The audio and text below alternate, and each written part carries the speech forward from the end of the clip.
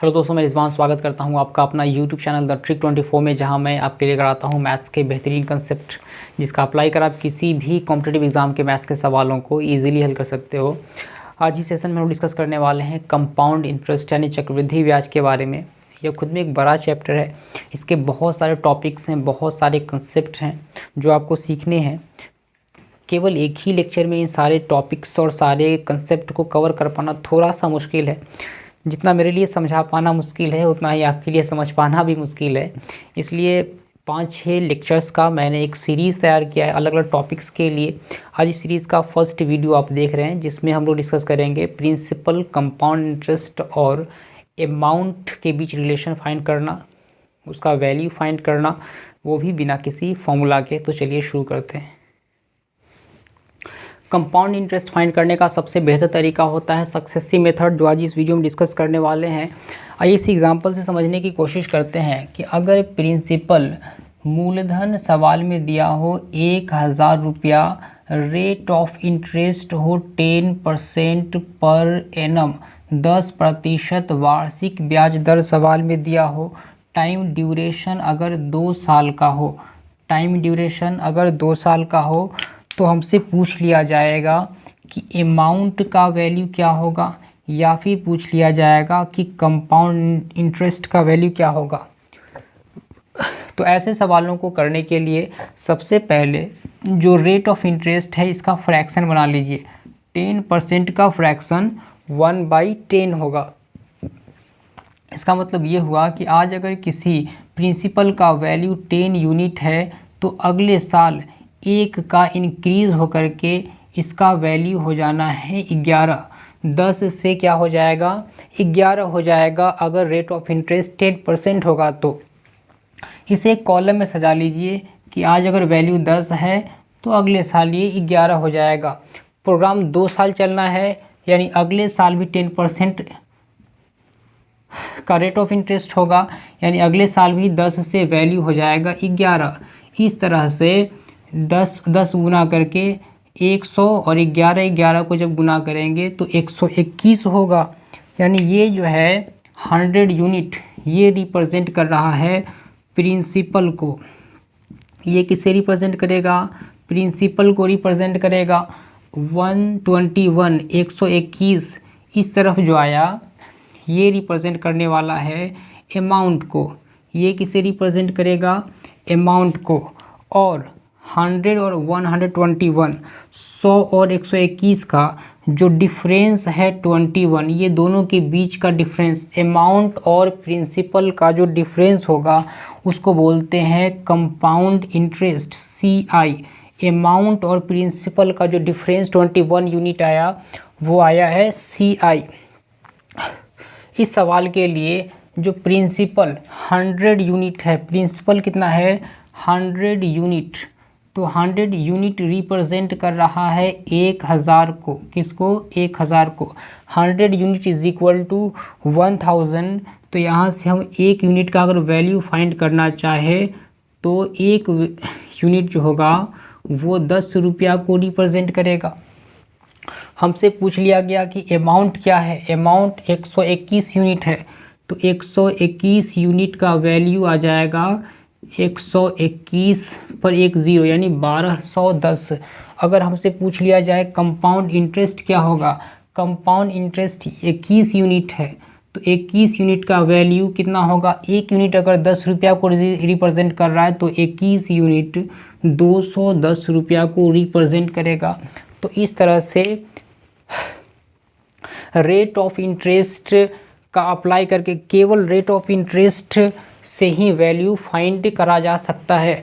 ये 2 साल का प्रोग्राम है तो 2 बार लिखा जाएगा। अगर इसी में अगर 3 साल का प्रोग्राम होता, ये पूरा प्रोग्राम 3 साल तक चलता, तो क्या करते कि एक 10 से 11 और लगा देते, तो इस तरह से इसका वैल्यू बन के आ जाता 3 साल में 1000 और इधर 11 11 11 1331 यूनिट इधर आ जाता। यानी इस तरह से प्रिंसिपल डिनोट करता 1000 को, 1331 जो है वो रिप्रेजेंट करता अमाउंट को, और ये दोनों का डिफरेंस यानी 331 ये CI को कंपाउंड इंटरेस्ट को डिनोट करता। तो 3 साल प्रोग्राम में फिर इसका वैल्यू चेंज हो जाता। तो इस तरह मैंने जो भी कंसेप्ट बताया, आइए इसे सवालों पे प्रैक्टिस शुरू करते हैं। पहला सवाल है कि 16,000 रुपया की धनराशि पर 20% वार्षिक ब्याज की दर से 2 वर्षों का चक्रवृद्धि ब्याज क्या होगा।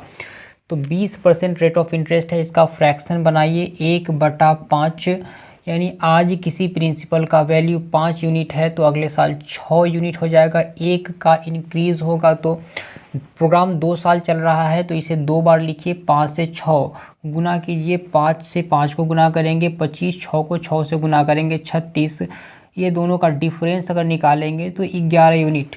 ये 25 यूनिट रिप्रेजेंट करेगा प्रिंसिपल को, 36 यूनिट रिप्रेजेंट करने वाला है अमाउंट को, और ये जो 11 यूनिट है ये रिप्रेजेंट करेगा CI को।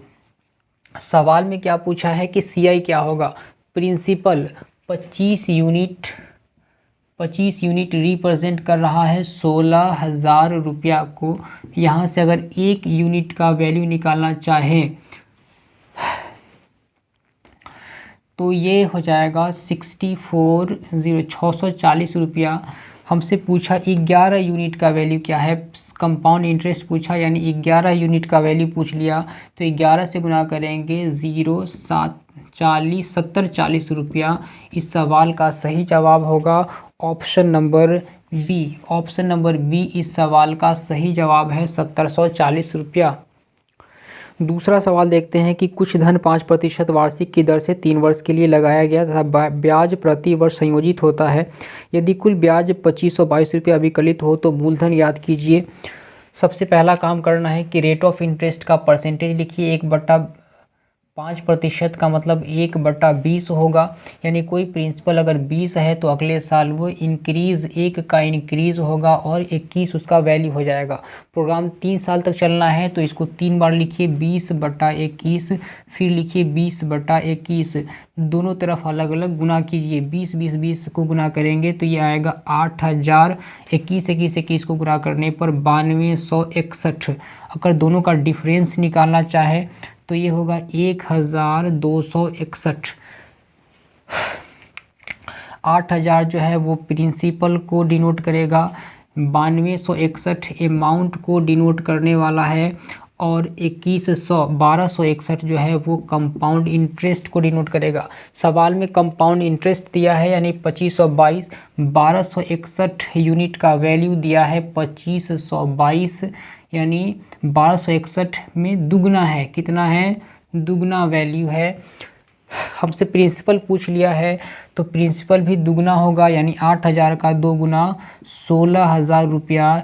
इस सवाल का सही जवाब होगा option number C. Option number C इस सवाल का सही जवाब 16,000 रुपया। सवाल नंबर 3 देखते हैं कि 12,000 रुपया का 20% वार्षिक चक्रवृद्धि ब्याज की दर पर 9 माह का चक्रवृद्धि ब्याज क्या होगा यदि ब्याज की गणना तिमाही आधार पर की जा रही हो। तो एक चीज़ ध्यान रखना है कि अगर सवाल में ब्याज की दर वार्षिक दिया गया हो और तिमाही कन्वर्ट करना हो तो इसके लिए रेट ऑफ इंटरेस्ट को 4 से भाग करते हैं। तो 20% पर एनम को जब 4 से भाग करेंगे तो 5% इसका रेट ऑफ इंटरेस्ट आएगा 3 महीने के लिए। 5% को अगर फ्रैक्शन में कन्वर्ट करते हैं तो 1/20 कन्वर्ट करने पर 5% का वैल्यू 1/20 हो गया। चूँकि ब्याज तिमाही देना है यानी हर 3 महीने पे ब्याज देना है, तो 9 महीने में ब्याज जो है वो कितनी बार दिया जाएगा? 3 बार दिया जाएगा, 3 टाइम्स। अब यहाँ आते हैं कि अगर कोई प्रिंसिपल 20 यूनिट है, एक 3 महीने के बाद जब ब्याज अदा किया जाएगा तो 1 यूनिट का इंक्रीजमेंट होगा, तो 20 से वो वैल्यू बन जाएगा 21। प्रोग्राम 3 बार चलना है तो इसको 3 बार लिखिए, 20 से 21, फिर लिखिए 20 से 21, इसको गुना कर देना है तो ये हो जाएगा 8,000 यूनिट। प्रिंसिपल 8,000 यूनिट, अमाउंट जो है वो 9261 यूनिट आ जाएगा। कंपाउंड इंटरेस्ट यानी दोनों का डिफरेंस 1261, ये कंपाउंड इंटरेस्ट का यूनिट हुआ। सवाल में दिया है प्रिंसिपल, यानी प्रिंसिपल 8,000 यूनिट, 8000 यूनिट रिप्रेजेंट कर रहा है 12,000 रुपया को। कितना ज़्यादा है? 1.5 गुना है। कितना ज़्यादा है? 1.5 गुना है। ये 1.5 गुना, तो कंपाउंड इंटरेस्ट भी कितना होगा? 1.5 गुना होगा, यानी 1261 का 1.5 गुना। अगर वैल्यू फाइंड करना चाहें तो 1891.50, 1891.50 ऑप्शन नंबर हो जाएगा ए, इस सवाल का सही जवाब होगा। सवाल नंबर 4 है कि 10,000 रुपया का मूलधन पहले वर्ष में 10% वार्षिक दर पर और दूसरे वर्ष में 12% वार्षिक की दर पर 2 वर्षों का चक्रवृद्धि ब्याज जोड़कर कितने रुपये हो जाएगा। तो यहाँ 2 अलग अलग परसेंटेज है, पहले साल के लिए 10% और दूसरे साल के लिए 12%। तो 10% का वैल्यू होगा 1/10 और 12% का वैल्यू होता है 3/25। कहने का मतलब कि अगर कोई प्रिंसिपल 10 यूनिट है तो अगले साल वो 10 से 11 का इंक्रीज़ हो 10 से 1 का इंक्रीज़ होगा और 11 वैल्यू हो जाएगा। उसी तरह दूसरे साल में अगर कोई 25 यूनिट वैल्यू है तो अगले साल के लिए 25 से 3 बढ़ के 28 हो जाएगा। इस तरह से 25 से 10 को गुना करेंगे 250, 28 को 11 से गुना करेंगे 80, 308। 250 जो है वो रिप्रेजेंट कर रहा है प्रिंसिपल को और 308 रिप्रेजेंट करेगा अमाउंट को। सवाल में प्रिंसिपल दिया है, अमाउंट पूछा है, यानी 250 यूनिट 250 यूनिट रिप्रेजेंट कर रहा है 10,000 रुपया को। तो 1 यूनिट रिप्रेजेंट करेगा 40 रुपया को। 1 यूनिट रिप्रेजेंट करेगा 40 रुपया को। हमसे पूछ लिया है सवाल में कि 308 यूनिट, यानी अमाउंट पूछा 308 यूनिट का वैल्यू क्या होगा। 0, 8, 32 और फिर 4 × 12, 12,320 रुपया इस सवाल का सही जवाब होगा, ऑप्शन नंबर बी। 5वां सवाल है कि 2 वर्षों का चक्रवृद्धि ब्याज 24,000 रुपया जब ब्याज की दर पर 5वां सवाल है कि 2 वर्षों का चक्रवृद्धि ब्याज 24,000 रुपया जब ब्याज की दर क्रमशः 8% और 10% वार्षिक रूप से संयोजित हो रहा हो। 2 अलग अलग वर्षों के लिए अलग अलग परसेंटेज दिया गया है। 8% का वैल्यू होता है 2/25, 10% का वैल्यू होगा 1/10। यानी कोई प्रिंसिपल अगर 25 यूनिट है तो 8% के इंक्रीज़ करने के बाद ये 27 हो जाएगा। उसी तरह 10 से ये 11 वैल्यू हो जाएगा। यानी 25 को 10 से गुना करेंगे 250, 27 को 11 से गुना करेंगे 7, 9 और 2, 297।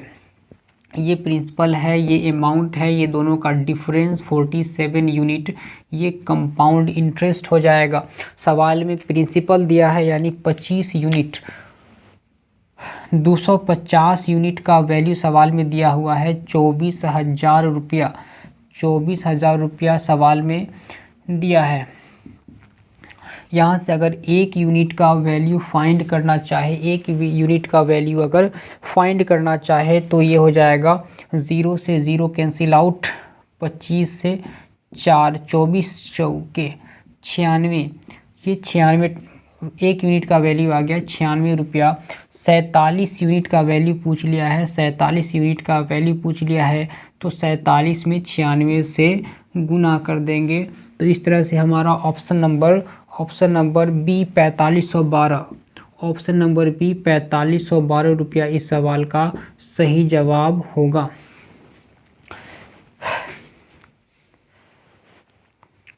आज के सेशंस को यहीं पे समाप्त करते हैं। अगर मेरा कंसेप्ट आपको पसंद आया हो तो वीडियो को लाइक करें, इससे मोटिवेशन मिलती रहती है। अगर चैनल पे नए हैं तो सब्सक्राइब जरूर कर लें ताकि आने वाली जितनी भी सेशंस हो, जितनी भी क्लासेस हों आप तक पहुंचती रहें। अपने दोस्तों को भी शेयर करें ताकि उन्हें भी नई नई जानकारी, नई नई कंसेप्ट सीखने को मिले। Thank you very much, bye.